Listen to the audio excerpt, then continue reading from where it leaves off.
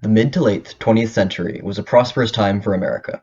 However, the results of the Second World War left Europe as a devastated, war-torn continent struggling to carry on. Throughout France, Belgium, England, Germany, Russia, and many other countries, there was no sign of civilized life, but only a war-torn, post-apocalyptic wasteland. However, from the ashes of the war rose two new superpowers: the USA, United States of America, and the Union of Soviet Socialist Republics, the USSR.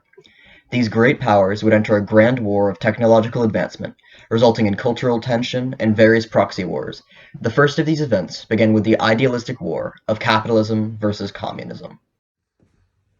Whenever I heard that World War II ended, I was happy.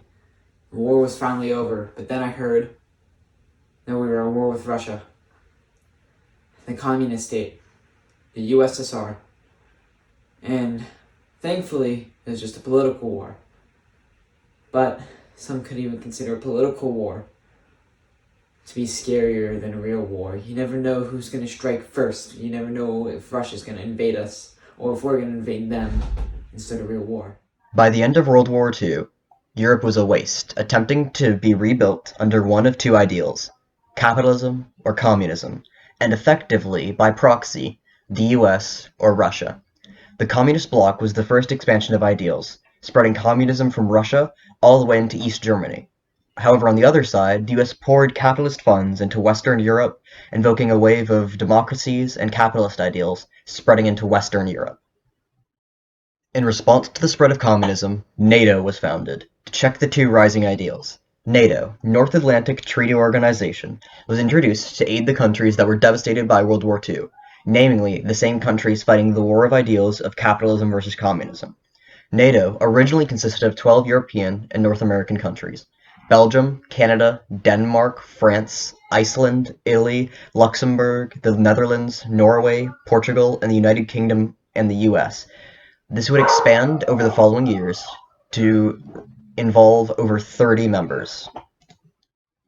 One of the hottest topics at NATO was the dealing of the Communist bloc.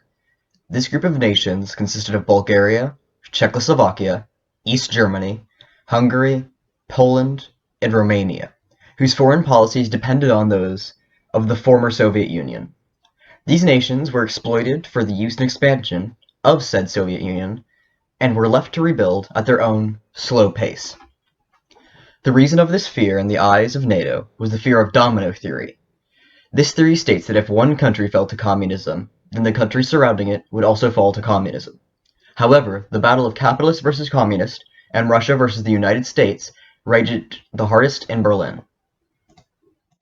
Germany, as the aggressor of World War II, took the brunt of the reparations in peace terms, one of which was the division of its borders and its occupation until specified terms had been met. The most contested area of Germany was Berlin. This was in the heart of Russian-controlled Germany, however it still remained partially under Western control. This would lead to some of the harshest conditions in Germany as the battle of capitalists versus communists waged on. Berlin, the only remaining Western-controlled part of Eastern Germany, was home to some of the most aggressive actions by the part of the Soviets. This includes the infamous Berlin Wall, which separated East and West Berlin and their respective families for over 28 years. Another similar, but lesser-known event was the barricading of Berlin by the Soviet Union, the result of which was for 11 months West Berlin received all goods from constant 24/7 airplane flights. However, the most threatening of the events that would occur in Berlin was the infamous standoff at Checkpoint Charlie, where US and Russian tanks would for hours remain aimed threateningly at one another and threatening World War III. Only due to stark diplomacy on the sides of both Khrushchev and Kennedy was this horrible event avoided. President Harry S. Truman installed a doctrine named the Truman Doctrine, which stated that the US should give support to the countries that are threatened by the USSR or Soviet forces. This doctrine aided Turkey, Greece, and led to many proxy wars and officially started the Cold War with the USSR. The Marshall Plan, also known as the European Recovery Program, was passed in 1948 and was able to provide aid to Western Europe after the devastation of World War II. Europe was nearly bankrupt after the war, so the Marshall Plan was made to help economic redevelopment by giving more than $15 billion to help rebuild. Another big reason for the plan was to stop the spread of communism in Europe. The plan ended up being very successful. The tech race began before World War II ended, when America revealed the atomic bomb, and the world realized it had entered a new era of potential destruction. This would be furthered by the development of the hydrogen bomb, drastically increasing the lethality of atom-splitting technology. These new technologies would lead to the creation of the MAD program, Mutually Assured Destruction, in which all nations acknowledged the inevitability of destruction if nuclear war were to plague the world. Other advances were made in the field such as espionage activities, such as the U-2 spy plane that left the US into the lead of espionage, leading to greater knowledge of Russian assets. The Warsaw Pact was made to be a defensive treaty, though some saw it as an attempt to reinforce communist dominance. Created by the Soviet Union, there were 7 more groups in the pact, such as Albania, Bulgaria, Czechoslovakia, East Germany, Hungary, Poland, and Romania. Throughout the years of the war, nations started to pull out of the pact as they moved towards capitalist and democracy-based ideals, and by 1989 the pact was dismantled almost entirely, with only a few countries upholding. Desalinization was a series of political reforms in the Soviet Union, removing Stalin, whose life began in European Georgia, who was born in December 18, 1878, and died in 1953. He became a revolutionary and a politician who dictated the Soviet Union from the mid-1920s up until his death. Stalin made many reforms, mainly those which pertained to keeping his own power.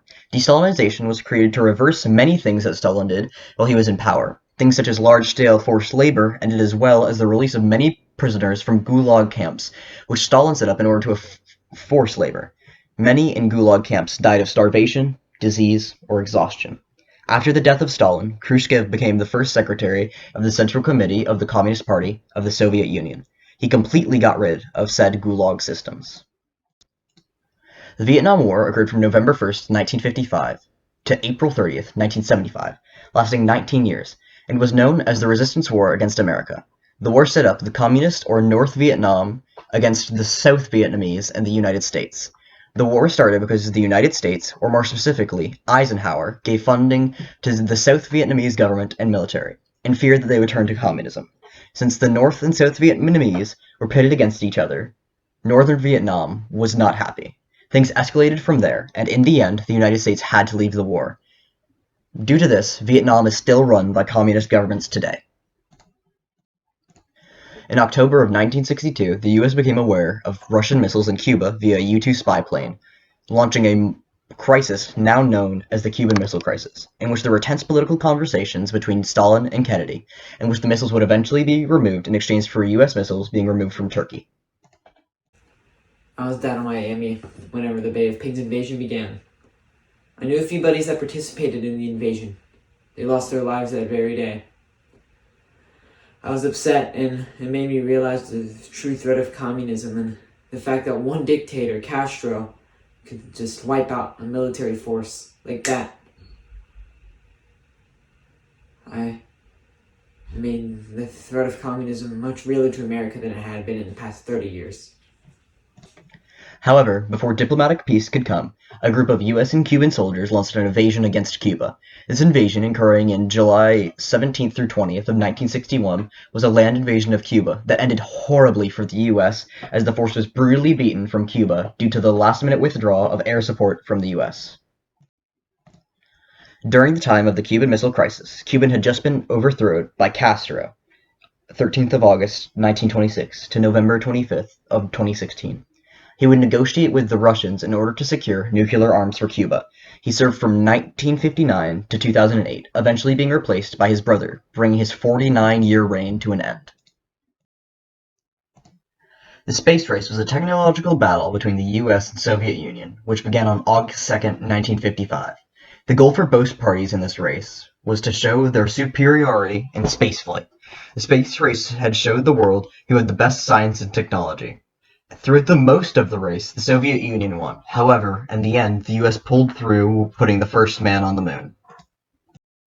When Russia was destroyed in 1991, and it became what we know today now, as a democratic nation, it signified the end of the Cold War, and after 50 years is the best news that anybody's ever heard. You know, sure, there's some more communist nations that are still out there, like China and Cuba. But if we have what it takes to take down the USSR, we can take them down too. and we can finally prevail